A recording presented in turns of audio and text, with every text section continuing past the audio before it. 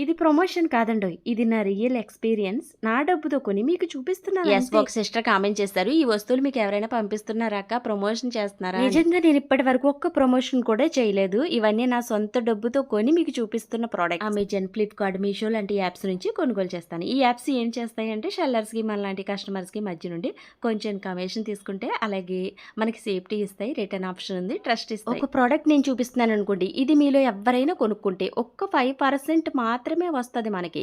కనమాదంతా sellers and apps తీసుకుంటాయి అన్నట్టు. అందుకే మీకు రిస్క్ చాలా తక్కువ, నాకు రిస్క్ చాలా తక్కువ. ఇన్‌స్టా పేజెస్ లా కాకుండా ఇక్కడ ఒక సిస్టమ్ ఉంటది కాబట్టి. ఇన్‌స్టా పేజ్‌లో అయితే ఒకేసారి కమిషన్ ఇస్తారు. అలాగే అది జెన్యూన్ పేజ్ అనుకోండి పర్వాలేదు.